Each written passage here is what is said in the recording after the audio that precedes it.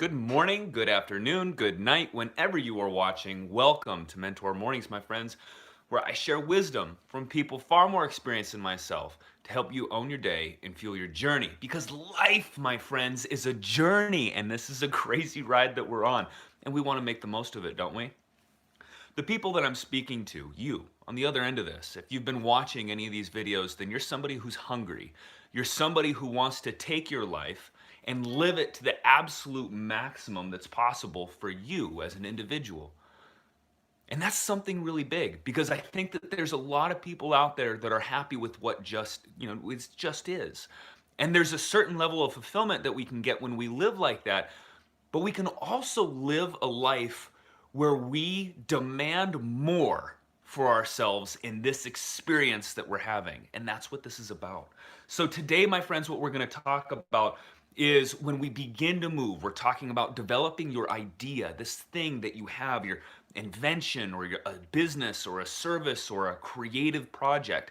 We're talking about bringing that in, choosing what you want to focus your time on and moving forward. And what I'm going to be sharing with you today is, and the reason what I'm going to be sharing today is my story of choosing a path. And at different stages of my life, how I made different decisions based upon where I was at. And I hope that by doing this, by sharing a little bit about my journey, it can help maybe give you some clarity about where you're at and help you move forward in selecting your next big adventure. This life is an adventure, and we can make it that way. You know, it's when our lives become stagnant, when we feel trapped. I was talking to a friend the other day, and he was talking about how his life felt like a prison. A prison. How many of you can relate to that? And when our lives begin to feel like we're trapped in a prison, that's when we've reached a point of crisis. That's when, and crisis is this opportunity to change. It's an opportunity. It's like life is forcing us, make a decision, fool, and get moving.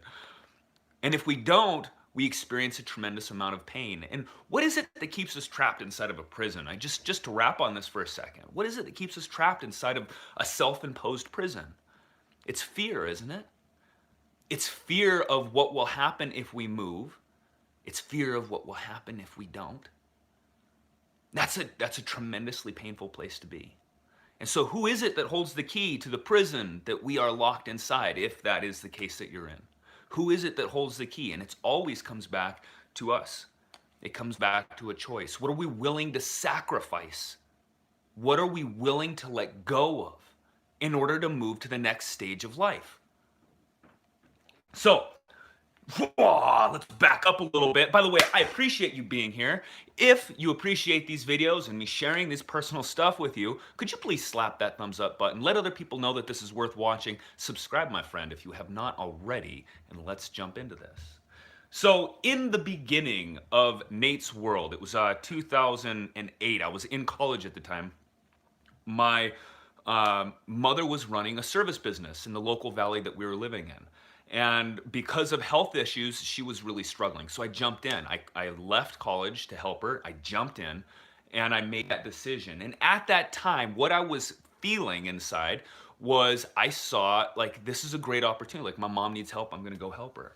And my thoughts about the situation were that I was going to learn about business. I was going to learn, like hands-on, learn about business, how to deal with like accounting and taxes and like dealing with customers. And so I was excited just to learn. I didn't have any concerns when I got into it. I mean, I was concerned because I had just chosen to left college, but I just jumped right into this business to help my mom. And I accepted the opportunity that was in front of me with open arms. And if I could go back to that point in time, I would say that I didn't like college. Like I was just entering into the next semester.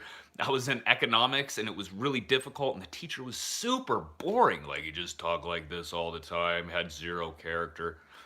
So I can see that I'm losing viewers. So I'm not sharing something that's worthwhile here.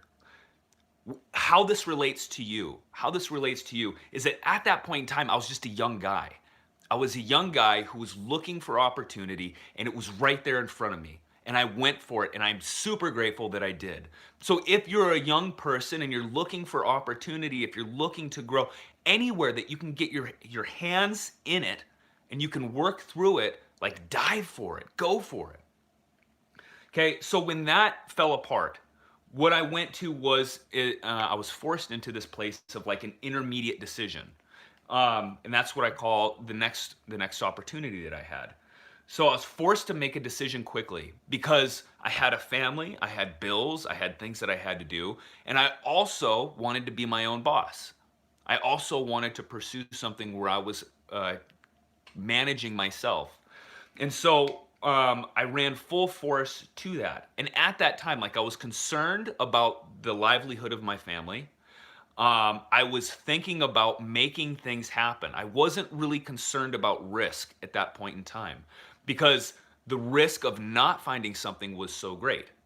And so, you know, what was in front of me was an opportunity to start something. Like I just saw it clear. Like there's an opportunity to make money if I do this, if I follow my pursuit in this. And that was medical cannabis, growing cannabis, and selling cannabis within the legal state limits.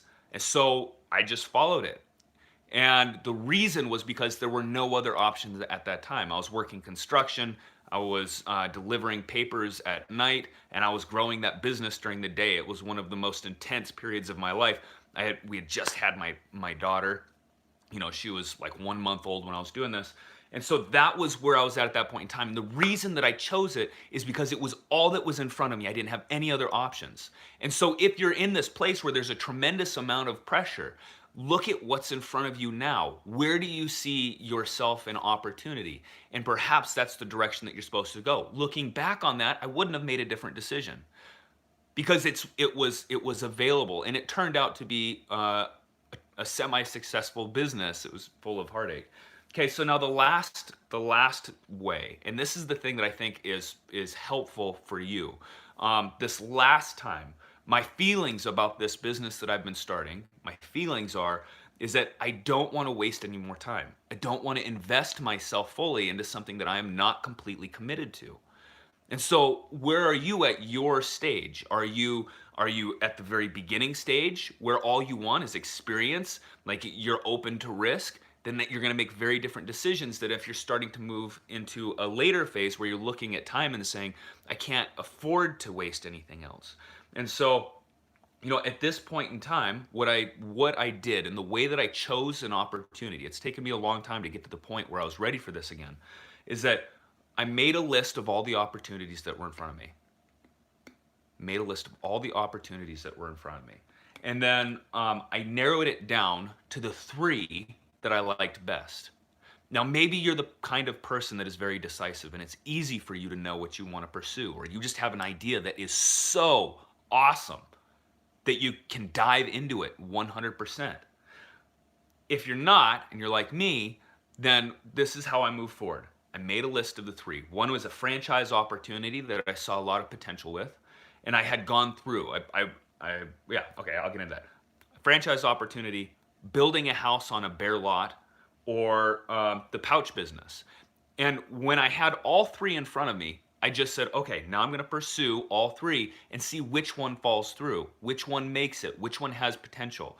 And so I dove very deep down the franchise opportunity, researching all I could about understanding the industry and my location, understanding the franchise itself, reaching out to other people inside of the industry, not only within the franchise but outside of the franchise, crunching numbers and looking what the opportunity was here for profitability and how much it would cost and how long it would take in order to reach profitability. You know, what would my monthly expenses look like? What would I need for startup capital? What was a realistic cost to start that business? These are all things that we'll get into as we move farther down this line. The main focus right now, though, is how do you select your next thing? How do you move through your next thing? And then the next one was building a house. So I reached out to the electrical company to find out what it would cost to get power ran to the property. I looked at the septic permits and the septic that was installed on there and studied what kind of building it would allow for and how many buildings could I put on this property. And there was an old barn on there. Could I turn this old barn into a rental? Could I renovate that? What would I need for capital? You know, all of these things you look at, and I just went for each one 100%, looking at which one would take me to the end. what ended up happening is I said, well, this is what the franchise opportunity, this is where I'm willing to invest. I'm willing to put out there to do this one. And that fell through eventually. It didn't happen. The house option, I ran into multiple barriers. I could have overcome. I could have continued on, but it just didn't feel right. And the pouch business was right there, and everything just kept rolling forward for that business. And so at that point, when I had gone through all three and I was moving through, one dropped off, one was kind of like, nah, so, and one was still rocking. And that's how I ended up making the decision of which one to pursue. And so at this point, versus the last times that I've gone through and I've picked businesses, I would say that this is one of the most powerful ways that I have selected something to do where I feel committed and good about the future. I didn't make it just out of blind opportunity in front of me. I didn't choose it because of I didn't choose it because I was forced to, because of the situation. I chose it because it was the best opportunity that was available. And so where are you right now? And the reason why I say this is right, like if you could lay out your options in front of you, maybe you have 2 or 3 that you really dig. Maybe you have one. But pursue them and see which one actually works, which one can you do? And we'll dive into later. So I'm wondering right now, where are you? Those of you who watch this, drop a comment below. Let me know, where are you at in this process? Are you selecting a business? Do you already have a business that's going that you want to build and continue to maintain? Like, where are you on this spectrum? And then what is a problem that you're running into, so that I know how to continue these videos going forward. I appreciate you guys so much. I hope that that this video was and good explanation for you to understand maybe where you're at, how to move forward. And I hope it wasn't narcissistic. I just wanted to give you guys a view of my personal journey so that maybe you could relate, pull something out of it, and help you move forward into the future. So drop that comment below, my friends. Until tomorrow, I will see you on Mentor Mornings. Rise unconquered, my friends. Goodbye.